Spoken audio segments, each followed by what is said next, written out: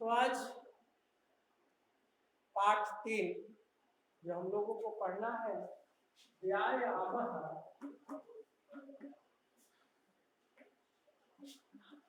सर्वदा पथ्यः।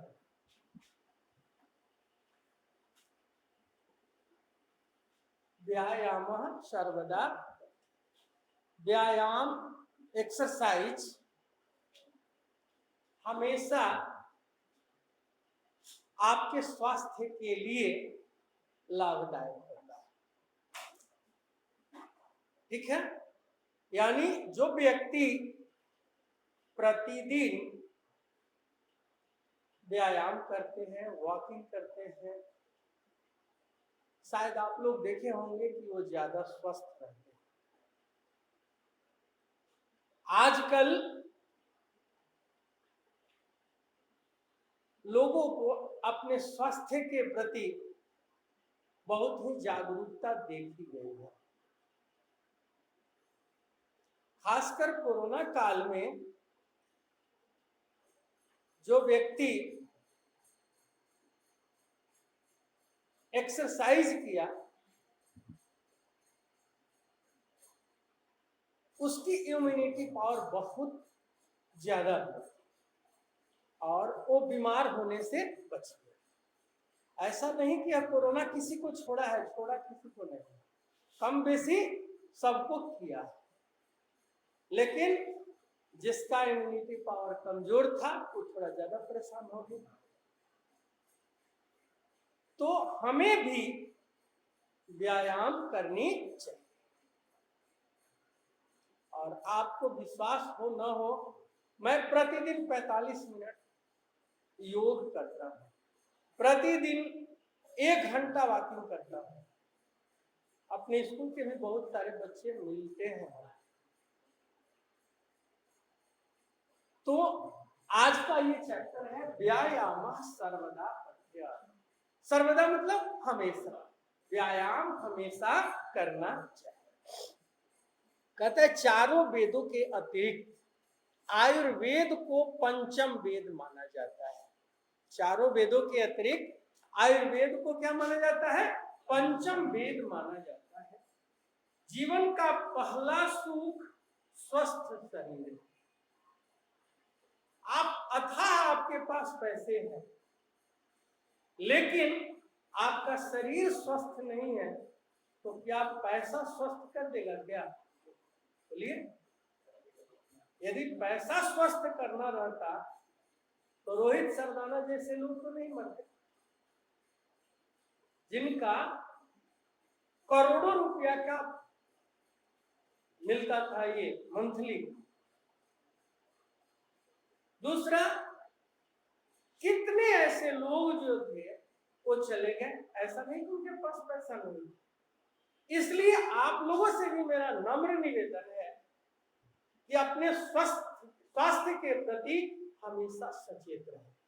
और आप अभी रोइए, आप ऊपर उठने वाले हैं, और अभी से अपने स्वास्थ्य के प्रति सचेत रहेंगे तो शायद कम से कम आपको कोई भी रोग अटैक करेगा। ये कहा गया है शास्त्रों में कि शरीर व्याधिश्च मंदिरम, शरीर रोग का मंदिर है। लेकिन जब हम व्यायाम पर उतर जाते हैं तो वह रोग किलोमीटर में दूर हो जाता है।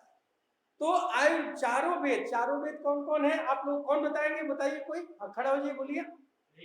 ऋग्वेद, आप यजुर्वेद,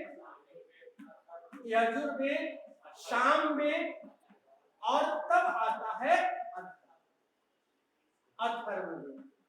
ठीक है, आप गलत बोले। ठीक, ऋग्वेद, यजुर्वेद, सामवेद और अथर्ववेद।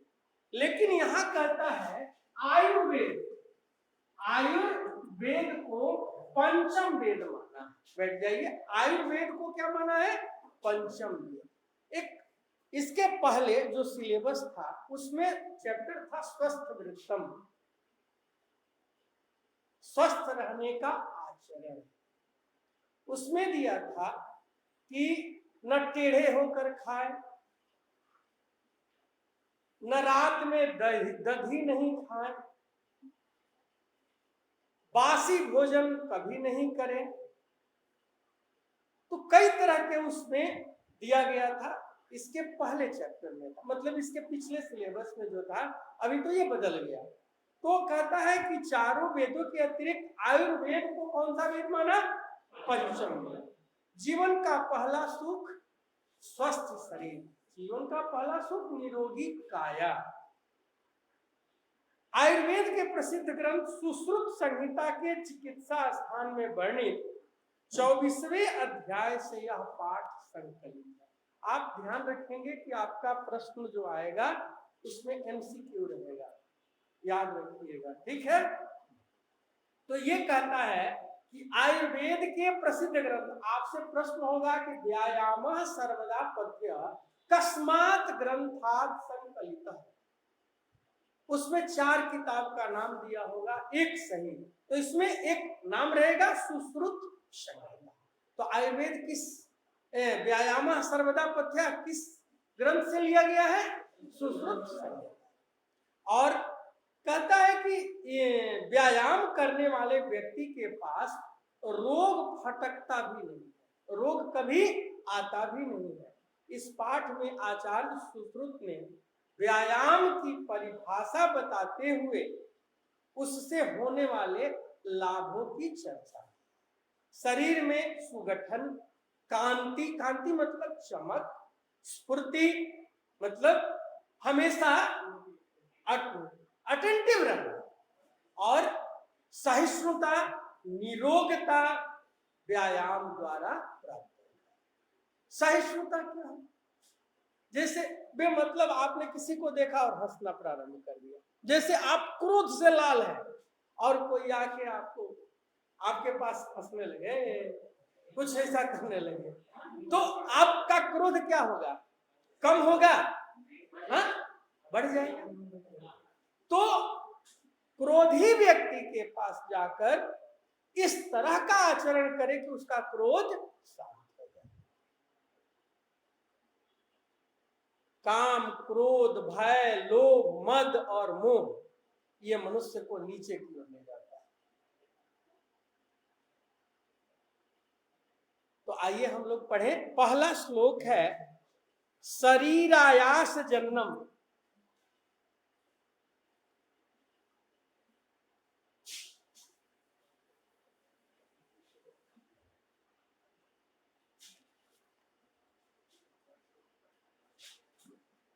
शरीर, कौन बात कर रहा है अभी? कौन है सज्जन व्यक्ति? आप लोग बता सकते हैं वो सज्जन कौन है?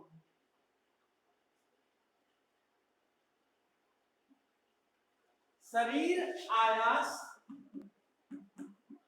जननम कर्म व्यायाम संगीतम।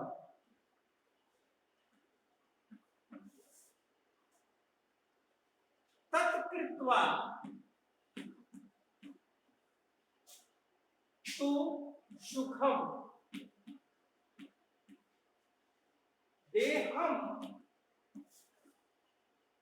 विमृग्नियात्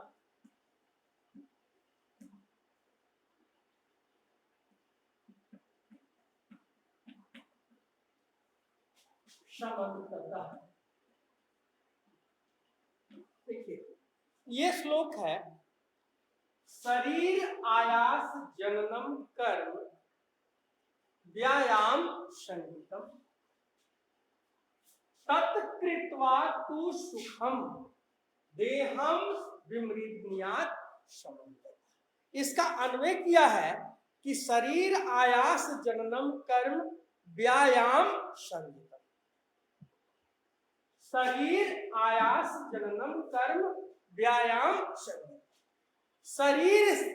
शरीर के परिश्रम से, आयास मतलब श्रम मतलब परिश्रम, शरीर के परिश्रम से उत्पन्न कार्य या कर्म व्यायाम नाम से जाना जाता है। शरीर के परिश्रम से उत्पन्न कर्म व्यायाम नाम से जाना जाता है। आगे कहता है तत्कृत्वा तु सुखम, व्यायाम करके, उसे करके, अर्थात व्यायाम करके मनुष्य सुख को प्राप्त करता है, मनुष्य सुख को प्राप्त करता है।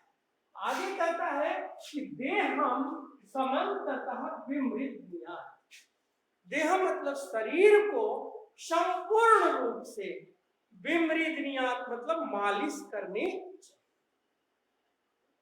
शरीर को संपूर्ण रूप से चारों तरफ से विमृज्ञात् मालिश करनी।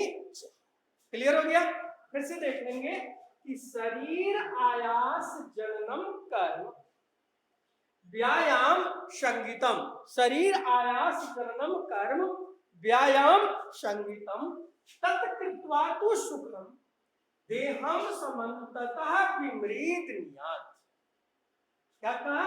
इस शरीर के परिश्रम से उत्पन्न कर्म, जब हम व्यायाम करते हैं तो शरीर से पसीना निकलता है, जो पसीना निकलता है तो हमारे शरीर के अंदर जो भी खराब होता है उसको पसीना के माध्यम से बाहर निकाल देता है। तो शरीर के परिश्रम से उत्पन्न कर्म किस नाम से जाना जाता है? व्यायाम के नाम से जाना। तत्कृत्वा तु सुखम, उसे करके मनुष्य को सुख प्राप्त होता है। देहम समन्ततः विमृज्ञात्, शरीर को चारों ओर से विमृज्ञात् मतलब मालिश करनी चाहिए। क्लियर हो गया? एक बार लास्ट देखें कि शरीर आयास जननम कर्म व्यायाम संगीतम, शरीर के परिश्रम से उत्पन्न कर्म व्यायाम नाम से जाना जाता है। तत्कृत्वा तु सुखम, उसे करके अर्थात व्यायाम करके मनुष्य सुख को, सुखम द्वितीय विभक्ति एक वचन, सुख को प्राप्त करता है। देहम समन्ततः विमृज्ञात्, शरीर को संपूर्ण रूप से क्या करना चाहिए? मालिश करनी चाहिए। बता देंगे यार, मैं आइए जल्दी, आइए जल्दी।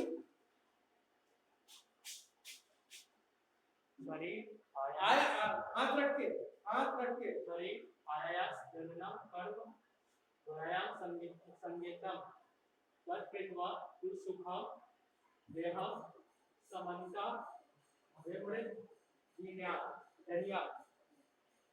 एक बार फिर से मुंह खोल के बोलो, तुम्हारा और लोग देखे। शरीर आयास जननम कर्म व्यायाम संगीतम तत्कृत्वा तु सुखम देहम समन्ततः विमृज्ञात्। हो जाएगा? आप आइए, कोई बात नहीं, आपका देख ले कम से कम कि आप हमारे स्कूल के होनहार विद्यार्थी। आइए आइए, एक बार फिर जानना चाहते हैं। धीरज एक बार बता दो, जल्दी आ जाओ। देखिए आप होनहार विद्यार्थी। शरीर आयास जननम कर्म व्यायाम संगीतम तत्कृत्वा तु सुखम देह समन्ततः विमृज्ञात्। आप समझ में आ गया? हाँ, हम जानते थे कि तुम ही बोल रहा है, तुम बात कर रहा है, जो भी है, लेकिन हमें पता है। तो आप बोले नहीं तो आप है ना मेरे साथ, तो एक बार बोल दीजिए। एक बार हम भी आपको बता देते हैं कि शरीर आयास जननम कर्म व्यायाम संगीतम। आप बताइए, व्यायाम करना अच्छी बात है या बुरी बात है? अच्छी बात है। आप मुंह खोलिए, जरा मुंह खोलिए, बस एक को खोल दीजिए, हो जाएगा। अच्छी बात है, आप व्यायाम करते हैं। सिर इतना बड़ा हिला देते हैं, मुंह से बोल नहीं सकते, करते हैं। तो ये व्यायाम का पहला श्लोक है कि शरीर के परिश्रम से जनन मतलब उत्पन्न कर्म व्यायाम नाम से, संज्ञा जानते हैं ना, संज्ञा किसे कहते हैं? किसी व्यक्ति, वस्तु, स्थान आदि के नाम को संज्ञा। तो शरीर के परिश्रम से उत्पन्न कर्म, कर्म मतलब कार्य, व्यायाम नाम से जाना जाता है। तत्कृत्वा तु सुखम, उसे करके मनुष्य क्या करता है? दुख को प्राप्त करता है, सुख को प्राप्त करता है। देहम, देह मतलब शरीर को, समन्तता मतलब पूरे संपूर्ण रूप से, विमृदनिया मालिश करनी। क्लियर हो गया? आप बता सकते हैं? आप बोलिए, जल्दी बोलिए, वहीं से बोल दीजिए।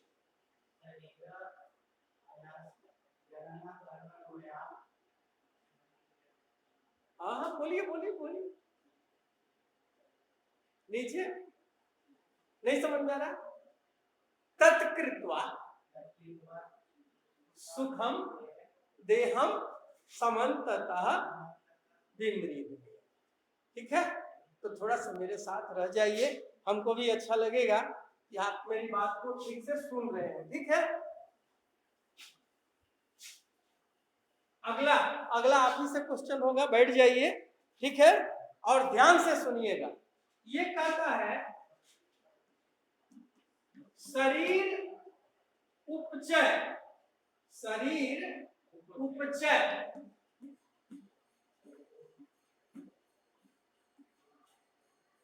कांति गात्राणाम सुविभक्तता, सुविभक्तता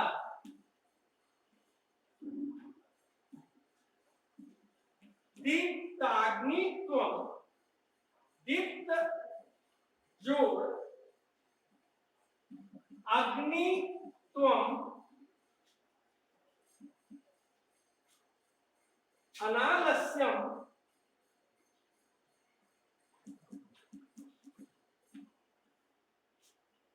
स्थिरत्वम लाघवम मृगा। ठीक है, एक बार देख ले। शरीर उपचय कांति गात्राणाम सुविभक्तता। ठीक है, पढ़ने ध्यान से देंगे कैसे पढ़ा जाता है। शरीर उपचय कांति गात्राणाम सुविभक्तता दीप्त अग्नित्वम अनालस्यम स्थिरत्वम लाघवम मृगा। क्लियर हो गया? एक बार फिर से देख ले। शरीर उपचय कांति गात्राणाम सुविभक्तता दीप्त अग्नित्वम अनालस्यम स्थिरत्वम लाघवम। ठीक है, अर्थ दिया है कि शरीर उपचय, उपचय मतलब वृद्धि, उपचय मतलब वृद्धि, शरीर की वृद्धि। आगे कहता है शरीर उपचय कांति, कांति मतलब होता है चमक। जब आदमी योग करता है तो योग करने से क्या होता है? शरीर में चमक आती है। तो चमक गात्राणाम सुविभक्तता, और गात्र मतलब शरीर, और शरीर जो है वो क्या होता है? गठीलापन हो जाता है, यानी सुंदर होने लगता है। शरीर क्या होता है? सुंदर लगने लगता है। मोटा आदमी और जब योग करता है, दौड़ लगाना शुरू करता है तो वेट घटता है, और वेट घटता है तो वो क्या लगता है? मोटा से कैसा हो जाता है? दुबला, और दुबला होता है तो उसका शरीर सुंदर। तो आगे कहता है गात्राणाम सुविभक्तता, शरीर का सुविभक्तता मतलब सौंदर्य।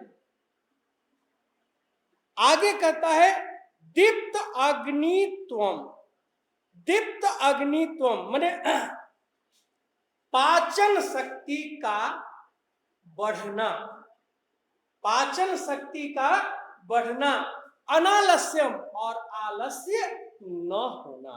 पाचन शक्ति का बढ़ना और आलस्य न होना। आगे कहता है कि स्थिरत्वम और स्थिरता, मृजा मतलब स्वच्छ करना, स्वच्छ रहना, ये व्यायाम करने से हमें प्राप्त होते हैं। क्या क्या प्राप्त होता है? शरीर की वृद्धि, शरीर में चमक, शरीर की सुविभक्तता मतलब सौंदर्यता, दीप्त अग्नित्वम, दीप्त अग्नित्वम मतलब पाचन शक्ति का बढ़ना, पाचन शक्ति का बढ़ना, अनालस्यम आलस्य नहीं होना, स्थिरत्वम स्थिरता, और मृजा लाघवम, मृजा मतलब शरीर स्वच्छ रहना, स्वच्छ वातावरण। हम लोग योग कहाँ करते हैं? स्वच्छ वातावरण। ये सब किससे आता है? व्यायाम करने से हमें प्राप्त। क्या क्या कहा? कि शरीर की वृद्धि, शरीर की चमक, शरीर की सौंदर्य, शारीरिक सौंदर्य, और पाचन शक्ति का बढ़ना या पाचन शक्ति का तेज होना, आलस्य न आना, स्थिरता, लाघवम और स्वच्छता, ये व्यायाम करने से ही हमें प्राप्त होते हैं। क्लियर हो गया? एक बार फिर से देख लेंगे। शरीर उपचय, शरीर की वृद्धि, कांति, कांति मतलब चमक, गात्राणाम सुविभक्तता, शरीर की सौंदर्यता, शारीरिक सौंदर्यता, आगे दीप्त अग्नित्वम, पाचन शक्ति का तेज होना, पाचन शक्ति का तेज होना, यानी कोई चीज जो खाए वो ठीक ढंग से पच जाए। आगे अनालस्यम, आलस्य न होना, स्थिरत्वम और स्थिरता, लाघवम, मृजा मतलब स्वच्छ रहना। ये स्वच्छता, ये व्यायाम करने से हमें प्राप्त होते हैं, ये व्यायाम करने से हमें मिलता है। क्लियर हो गया? एक बार फिर से लास्ट। शरीर की वृद्धि, चमक, शारीरिक सौंदर्यता अर्थात शरीर की सौंदर्यता, गात्राणाम पदे षष्ठी विभक्ति एक बहुवचन, शरीर की सौंदर्यता, दीप्त अग्नित्वम मतलब पाचन शक्ति का तेज होना, आलस्य न होना, स्थिरता और लाघव और स्वच्छता, ये किससे आते हैं? व्यायाम करने से प्राप्त होते हैं। एक बार आ जाओ, जल्दी बता दो, जल्दी। शरीर उपचय, कांति, गात्राणाम सुभक्तिता, दीप्त अग्नित्वम, अनालस्यम, स्थिरम, लाघवम। अर्थ बता दो। व्यायाम करने से हमें शरीर की वृद्धि, चमक, शरीर की सौंदर्यता, पाचन क्रिया का तेज होना, आलस का ना होना, स्थिरता और लाघव और स्वच्छता प्राप्त होती है। स्वच्छता ये किससे प्राप्त होती है? व्यायाम करने से। Thank you, thank you. तो आज 2 श्लोक हमारा हो पाया, ठीक है। अगला आप लोग कल